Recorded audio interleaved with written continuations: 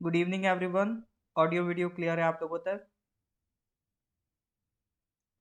हाँ जी, तो दिसंबर का करंट अफेयर्स हम डिस्कस कर रहे थे। लास्ट क्लास में दिसंबर का करंट अफेयर्स डिस्कशन हमने स्टार्ट कर दिया था। तो पहले कल के कुछ क्वेश्चंस रिवाइज कर लेते हैं जो कल डिस्कस किए थे, फिर आज के क्वेश्चंस स्टार्ट करेंगे, ठीक है। जैसे एक क्वेश्चन नंबर 5 रीहैब प्रोजेक्ट से रिलेटेड है। ऑडियो वीडियो रीहैब प्रोजेक्ट से रिलेटेड है। Which of the following ministries या organization has inaugurated its rehab project? कल डिस्कस किया है सर, इसका करेक्ट आंसर क्या होगा बताइए।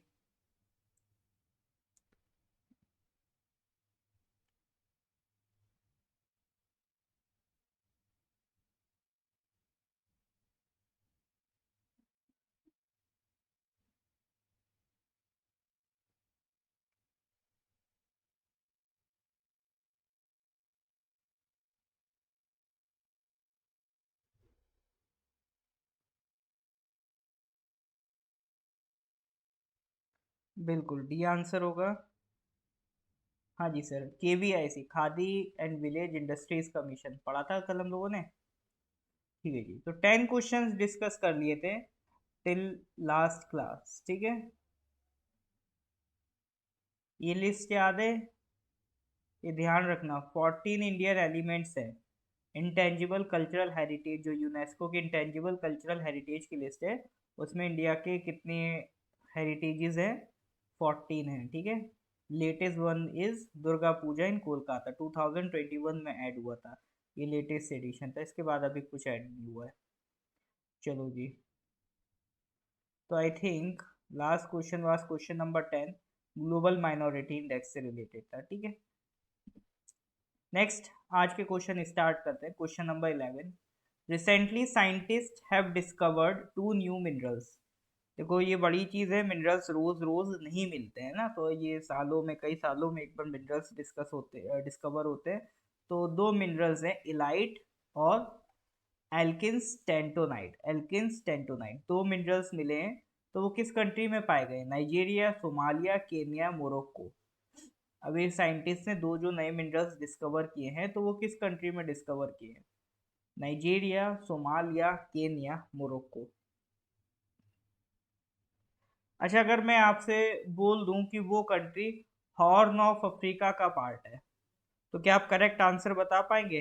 अगर मैं आपसे बोल दूं कि करेक्ट आंसर की जो कंट्री है वो हॉर्न ऑफ अफ्रीका का पार्ट है। वैसे करेक्ट आंसर की बात करूं तो करेक्ट आंसर है सोमालिया। ये दो मिनरल्स कहाँ मिले हैं? सोमालिया में मिले हैं, ठीक है।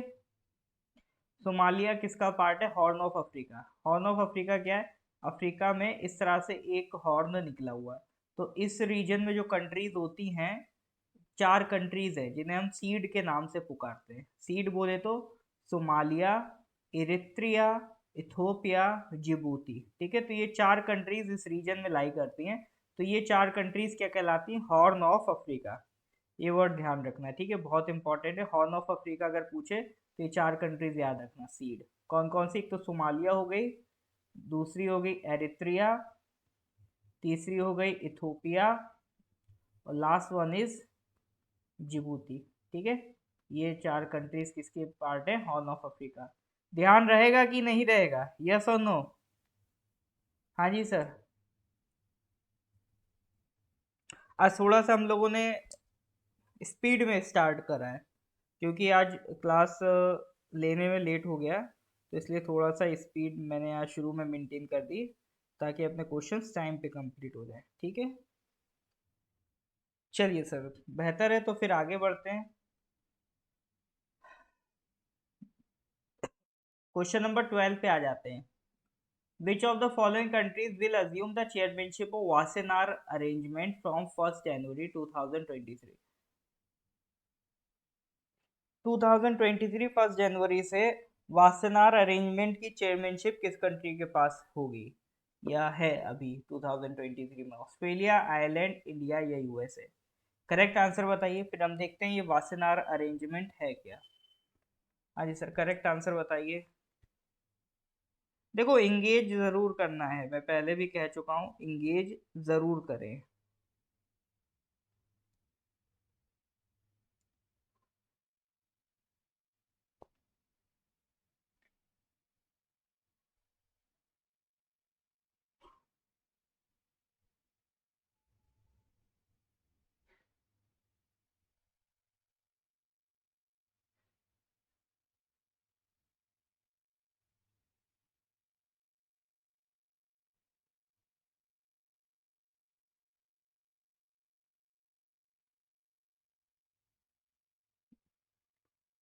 ओके, ए बी इस तरह के आंसर बता रहे हैं। Correct answer is India. ठीक है, वासेनार अरेंजमेंट एक्चुअल में है क्या? इसकी चेयरमैनशिप 2023 में किसके पास है? इंडिया के पास है। देखो, वासेनार अरेंजमेंट की भी चेयरमैनशिप है, एससीओ की भी चेयरमैनशिप है, G20 की भी चेयरमैनशिप है। इस साल बहुत कुछ है हमारे पास। ठीक है, तो बहुत ही लकी ईयर है, बहुत ही इंपॉर्टेंट ईयर है हमारे लिए। तो वासेनार अरेंजमेंट की भी चेयरमैनशिप इस साल हमारे पास है, एससीओ की भी है और G20 की भी है। ये अरेंजमेंट है क्या? ये एक्चुअली में एक ग्रुप है जो एक्सपोर्ट कंट्रोल करता है। ठीक है, it is a voluntary export control regime. यहाँ पर होता क्या है, जो एक्सपोर्ट की रिलेटेड चीजें होती हैं उससे आपकी इंफॉर्मेशन एक्सचेंज की जाती है। जो भी आपके कन्वेंशनल वेपन्स है या फिर ऐसी टेक्नोलॉजी और गुड्स जो डुअल यूज होते हैं, ठीक है, तो उनकी आपकी जानकारी इंफॉर्मेशन सब यहाँ पर ट्रांसफर की जाती है। डुअल यूज गुड्स, यहाँ मीनिंग भी लिखा है, ऐसे गुड्स जो दो तरीके से यूज हो सके, पीसफुल भी हो सके और मिलिट्री पर्पस पे भी यूज हो सके। ठीक है, इसका सेक्रेटेरिएट कहाँ पर है? वियना, ऑस्ट्रिया में इसका सेक्रेटेरिएट है, ध्यान रखेंगे। चलो जी, इतना है, इतना अगर आपको पता है तो आप जो आपकी कंपटीशन करने वाली पॉपुलेशन है उसके टॉप 1% में आते हो, अगर आपको ये बेसिक बेसिक चीजें भी पता है। ठीक है, चलो नेक्स्ट क्वेश्चन पे आ जाओ। Question number 13, recently who among the following was crowned the Miss Earth 2022? Miss India, miss world, miss earth, ये क्वेश्चन तो आते रहते हैं आपके एग्जाम में, तो आपके एग्जाम के पॉइंट ऑफ व्यू से it is an important question. Who among the following was crowned the Miss Earth 2022? Mina Sue Choi, Andrea Aguilera, Nadine Ayoub या शेरिदन मोर्टलोक? बताइए sir correct answer. Miss World या Miss Universe की बात नहीं हो रही है, ये ध्यान रखना, मिस अर्थ की बात हो रही है।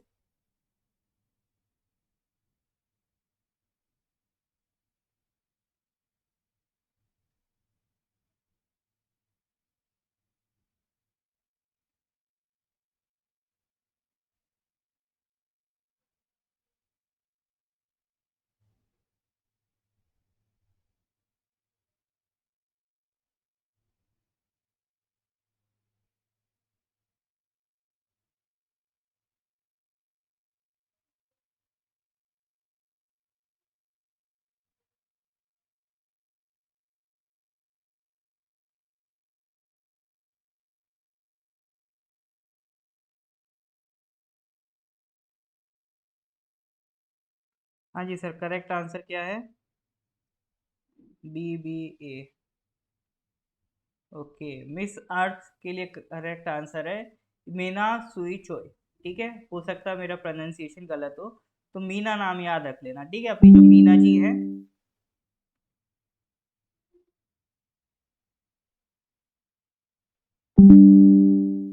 ओके, तो जो अपनी मीना जी हैं वो बनी है मिस अर्थ 2022। कहाँ से बिलोंग करती हैं?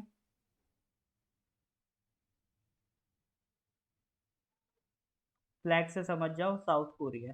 ठीक है,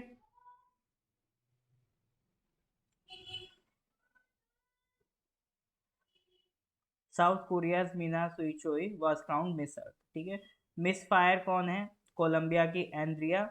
मिस वाटर कौन है? टू पैलेस्टीन की नदीन अयूब। और मिस एयर कौन है? शेरिदन मोटलो। ठीक है, तो ये और कुछ नाम है, ये चाहो तो याद रख लेना, ये इतना इंपॉर्टेंट नहीं है, मेन ये इंपॉर्टेंट है मिस अर्थ मीना जी। ठीक है, मिस अर्थ कौन बना है? मीना जी, साउथ कोरिया की है। चलो जी, नेक्स्ट क्वेश्चन पे आते हैं, question number 14। Recently which of the following states has launch one district one sport initiative? Gujarat, Maharashtra, Uttar Pradesh, Karnataka? Which of the following states has launch one district one sport initiative? बताइए sir.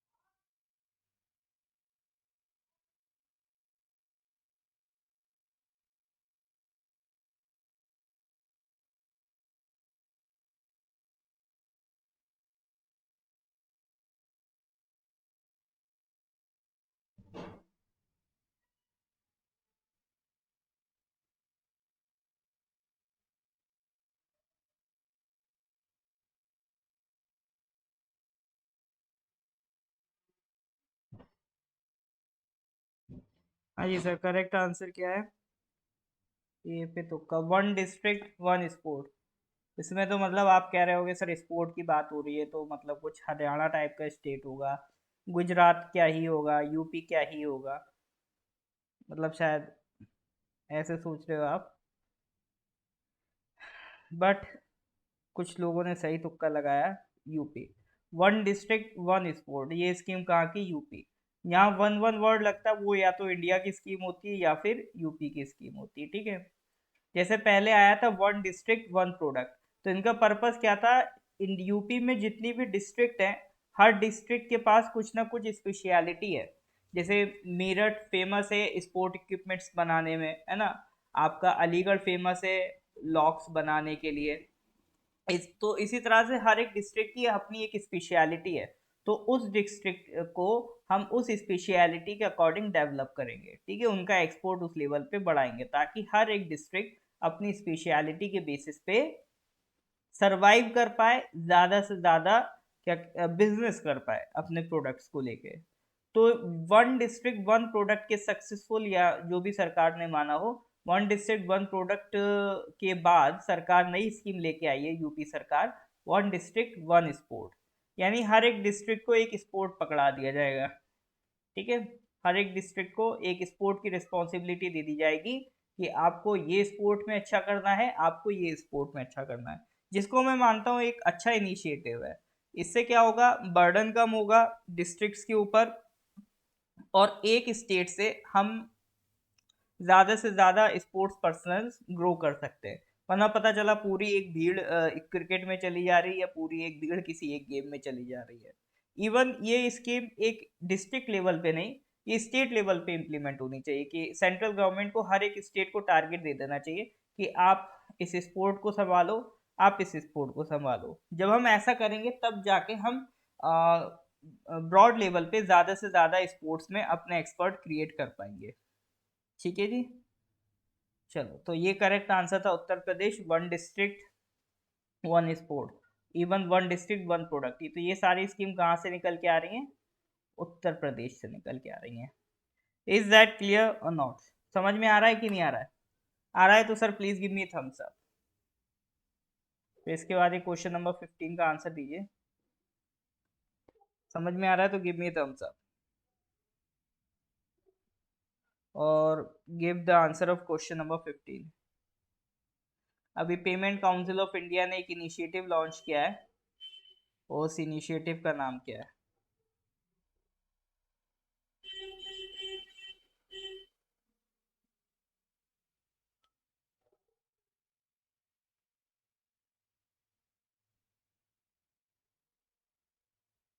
हाँ जी sir, correct answer बताइए। Payment council of India ने एक initiative launch किया है, उस initiative का नाम क्या है?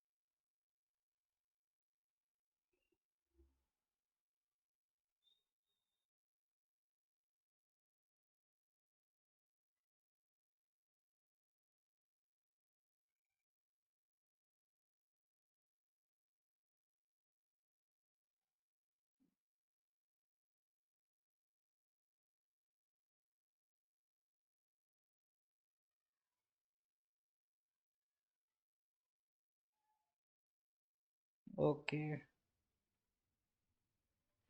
नंबर में बहुत अननोन नंबर कॉल आ रहा है।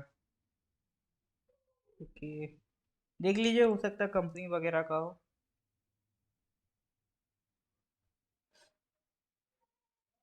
या फिर डीएनडी लगा लीजिए आप, अगर कंपनी वगैरह का आ रहा हो तो डीएनडी एक्टिवेट कर लीजिए कापा जी।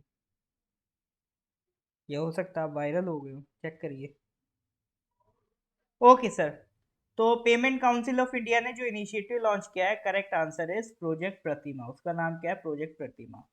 अभी देखो होता क्या है, जैसे पेमेंट के लिए अलग अलग आइकन यूज करते हैं। हर एक वेबसाइट अपना अलग तरीके से पेमेंट का आइकन यूज करती है, तो उससे पेमेंट करने वालों को बड़ा दिक्कत होती है।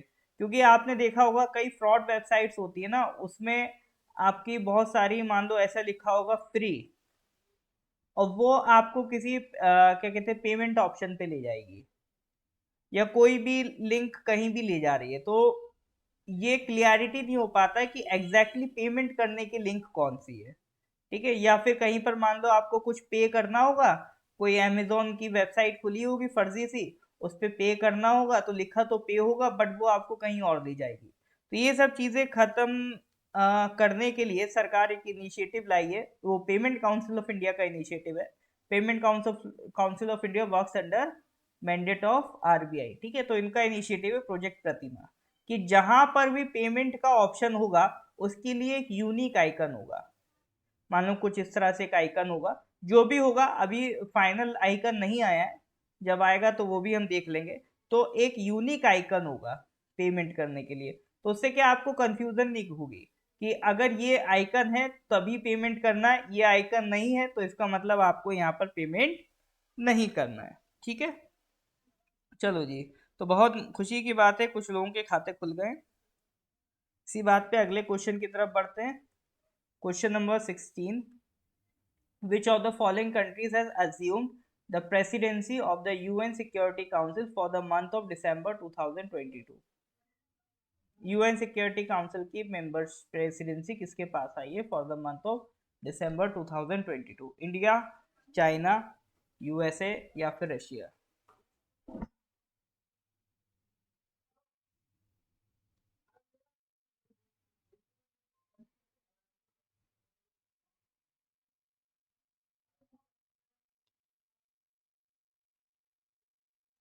हाँ जी सर, इसका करेक्ट आंसर मैं बता देता हूँ। इस ये बहुत इंपॉर्टेंट नहीं है, मंथली है ना, तो अभी इसकी मेंबरशिप प्रेसिडेंसी घूम फिर के फिर से हमारे पास आ गई। 8th टाइम हम यूएन सिक्योरिटी काउंसिल के प्रेसिडेंट बने। ठीक है, UN Security Council is one of the 5 organs of the United Nations. कौन कौन से ऑर्गन्स हैं? General Assembly, Trusteeship Council, Economic and Social Council, इकोसॉक भी कहते हैं इसे, ICJ International Court of Justice, और सेक्रेटेरिएट। ठीक है, उसके अलावा है यूएन सिक्योरिटी काउंसिल। ये मिला के 5 ऑर्गन है यूएन के। यूएन सिक्योरिटी काउंसिल में 5 परमानेंट मेंबर्स हैं, 10 नॉन परमानेंट मेंबर्स हैं। ये हर 2 साल में इलेक्ट होते रहते हैं। तो जो नॉन परमानेंट मेंबर्स है, इसी में से एक कंट्री प्रेसिडेंट बनता है। तो अभी फिलहाल के लिए हम इन 10 नॉन परमानेंट मेंबर्स में से एक हैं, उसमें से इस महीने के प्रेसिडेंट हमको बनाया गया है। ठीक है, टर्न बाय टर्न ये मेंबर बनते रहते हैं। परमानेंट मेंबर हम नहीं है। ठीक है, परमानेंट मेंबर वही 5 फिक्स हैं आपका, वो France, Russia, China, USA, UK. ठीक है, ये 5 मेंबर्स परमानेंट है, इसमें इंडिया नहीं है। इंडिया डिमांड करता रहता है, इंडिया हो गया, जापान हो गया, जर्मनी हो गया, साउथ अफ्रीका हो गया। ये हम 4-5 कंट्रीज हैं जो डिमांड करते हैं कि हमारे पास भी परमानेंट मेंबरशिप होनी चाहिए यूनाइटेड नेशंस की, क्योंकि हम भी एक बड़ी इकोनॉमिक वैल्यू, बड़ी पॉपुलेशन को रिप्रेजेंट करते हैं। बट स्टिल अभी तक हमारे पास परमानेंट मेंबरशिप नहीं आई है। ठीक है, डिमांड तो हो रहा है अभी, लेकिन फाइनल नहीं हुआ। वोटिंग से कुछ नहीं होगा, जब हम अपने आप को इनके सामने डिप्लोमेटिकली और मजबूत प्रूव कर पाएंगे तब अपने आप मिल जाएगी membership. Question number 17, recently the government has named how many uninhabited islands in the union territory of Andaman and Nicobar Islands after recipients of Paramvir Chakra?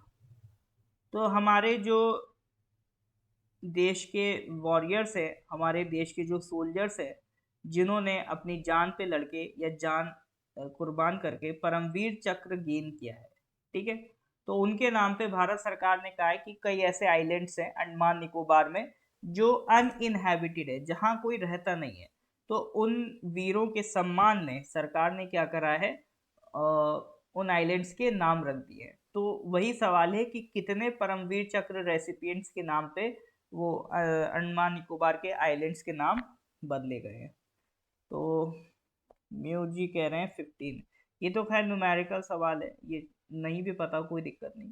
तो ध्यान रखना, अब 21 आइलैंड्स है, ठीक है। 21 आइलैंड्स के नाम बदल दिए गए हैं।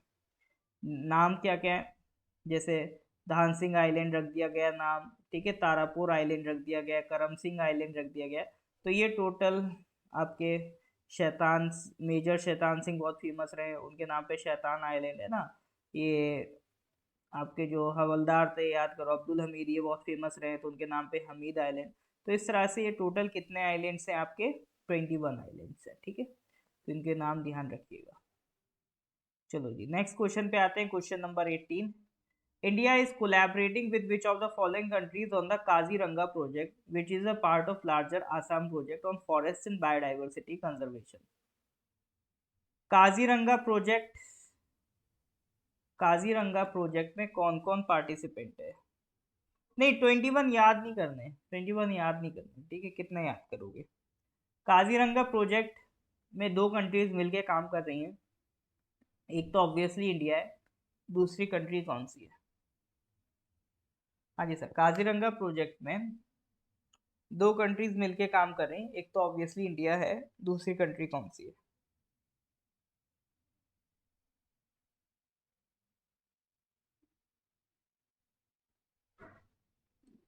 फ्रांस। बाकी लोग क्या कर रहे हैं, बाकी लोग भी जवाब दीजिए।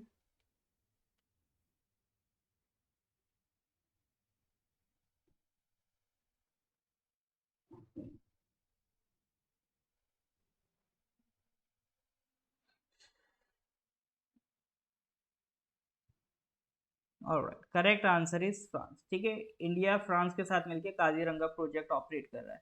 काजीरंगा प्रोजेक्ट में मेनली है क्या? reforestation of 33,500 hectares of land, training of 10,000 community members in alternate livelihood by 2024, ठीक है। ये आपका काजीरंगा प्रोजेक्ट है। इसमें आपका और कौन रोल प्ले करेगा? Assam government definitely role play करेगी, ठीक है। चलो जी, नेक्स्ट क्वेश्चन पे आते हैं, question number 19। Recently longest double decker via duct 3.14 kilometer with highway flyover and metro rail supported on single column achieved the Guinness Book of World Record. It is in which of the following cities? मतलब अभी ऐसा देखा गया है कि ये road, इसके ऊपर हाईवे, इसके ऊपर मेट्रो, ठीक है। ये मेट्रो, ये हाईवे, ये नीचे हाईवे। तो ये डबल डेकर सिस्टम हो गया। वैसे तो एक फ्लाईओवर होता था, लेकिन एक फ्लाईओवर के ऊपर फ्लाईओवर बनाया गया है यहाँ पर, और एक इस तरह से पिलर गया, यही पिलर ऊपर बना दिया गया, ठीक है। तो ये 3.14 किलोमीटर का पूरा एक डबल डेकर वायाडक्ट है, ठीक है। डबल डेकर वायाडक्ट है। तो ये किस शहर में देखा गया? अभी मुंबई से थोड़ा क्लोज आइए, करेक्ट आंसर इज नागपुर, ठीक है। तो आपको कहाँ देखने को मिलेगा? नागपुर में देखने को मिलेगा। ये देखो, एक ये नीचे रोड है, फिर उसके ऊपर ये हाईवे बना, फिर इस हाईवे के ऊपर ये आपकी मेट्रो जा रही है, ठीक है।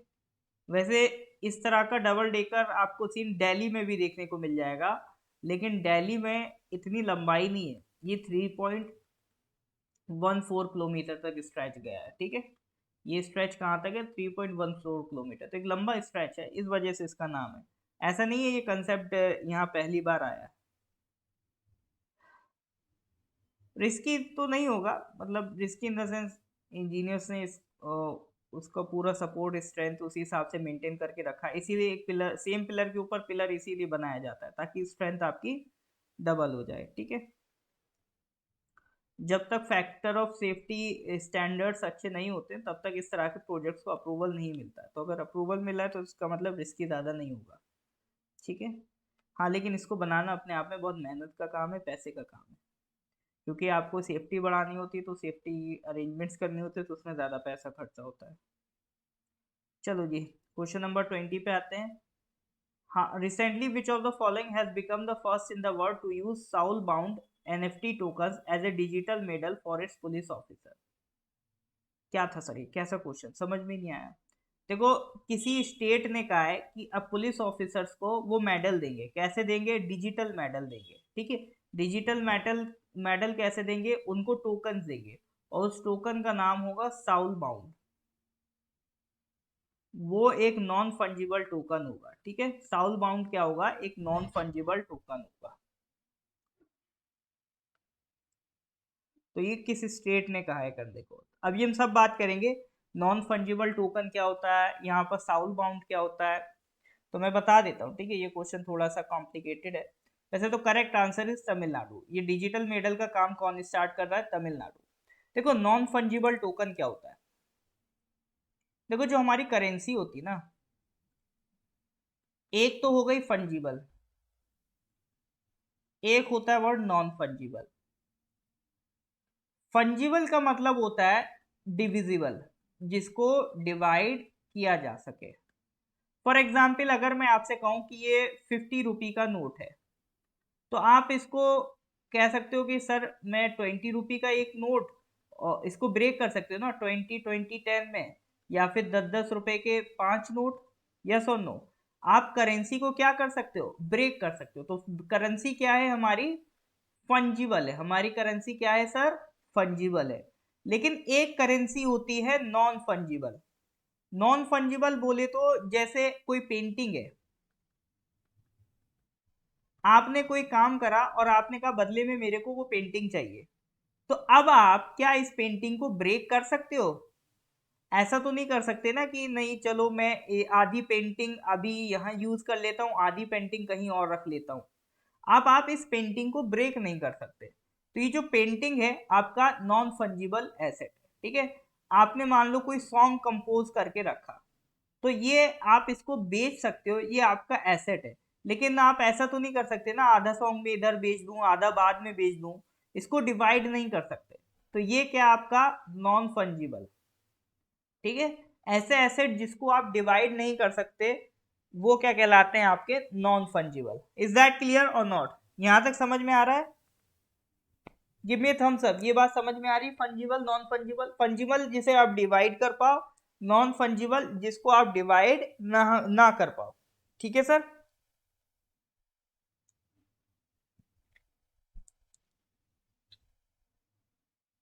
नॉन फंजिबल जिसे आप डिवाइड ना कर पाओ, समझ में आ रहा है कि नहीं आ रहा है, यस और नो।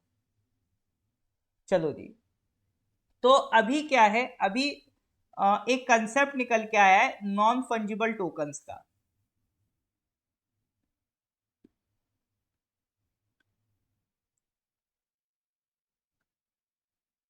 नॉन फंजिबल टोकन का ही एक एग्जांपल है ये साउल बाउंड टोकन, ठीक है। ये साउल बाउंड टोकन क्या है, एक नॉन फंजिबल टोकन का ही एग्जांपल है। साउल बाउंड टोकन का कंसेप्ट क्या है, इनका कंसेप्ट ये है कि जैसे कि मान लो, होता क्या है कि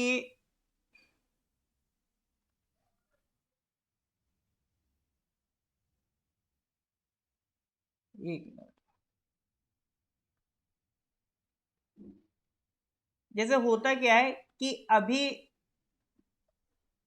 आपने मान लो किसी कंपनी में जॉब कर रहे हो, ठीक है। आपने अपना एक सीवी बनाया, अपना एक डेटा क्रिएट किया, ठीक है।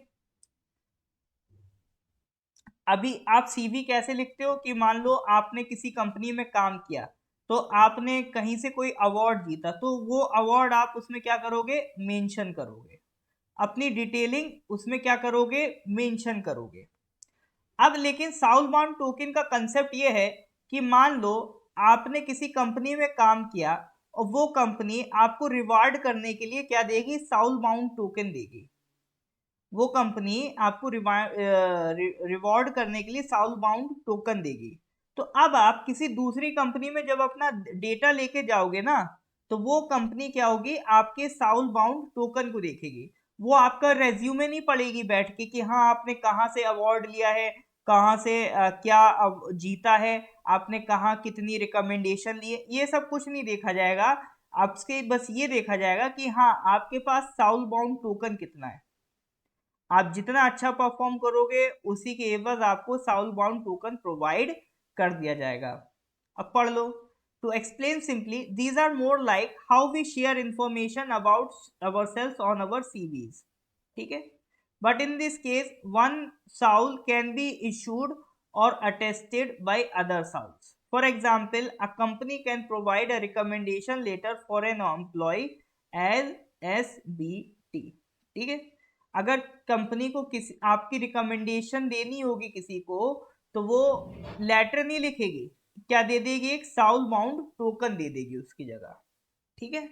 तो when universities start issuing degrees as SBTs, employers begin giving expertise to workers, then these credentials would make it difficult for scammers to impersonate someone. मतलब जैसे पहले आपको एक डिग्री मिलती थी, उस डिग्री को देख के नौकरी मिलती थी, अब ऐसा कंसेप्ट प्लान कर रहे हैं कि यूनिवर्सिटी आपको डिग्री ना दे, साउल बाउंड टोकन दे दे, जितना आपने यूनिवर्सिटी में परफॉर्म किया है उस बेसिस पे. ठीक है सर? तो कुछ कुछ कुछ आइडिया लग रहा है कि नहीं लग रहा है? देखो थोड़ा सा कॉम्प्लिकेटेड कंसेप्ट है, धीरे धीरे दिमाग में जाएगा. हाँ जी सर, ये समझ, कुछ कुछ आइडिया लग रहा है कि नहीं लग रहा है? चेल्सा जी अभी समझ में आया कि नहीं आया? चेल्सा जी, फंजिबल नॉन फंजिबल का सीधा इतना मतलब है कि जैसे आपने कोई पेंटिंग खरीदी, तो वो पेंटिंग क्या है, नॉन फंजिबल टोकन है आपका. ठीक है? चेल्सा जी बताइए.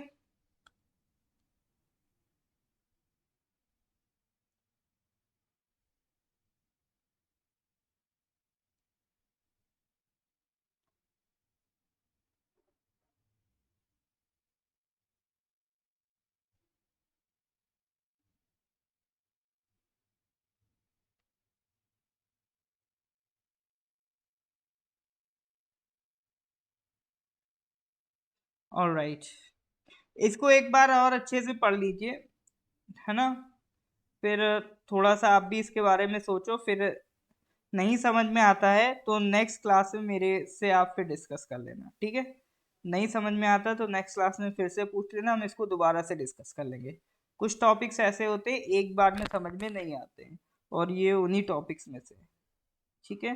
तो इसके बाद भी अगर आपको कोई डाउट रह जाता है तो आप मेरे से नेक्स्ट क्लास में बोल देना, मैं एक बार फिर से NFT का कंसेप्ट आपको समझा दूंगा. इज दैट क्लियर और नॉट?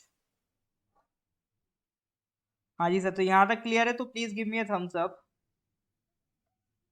ठीक है?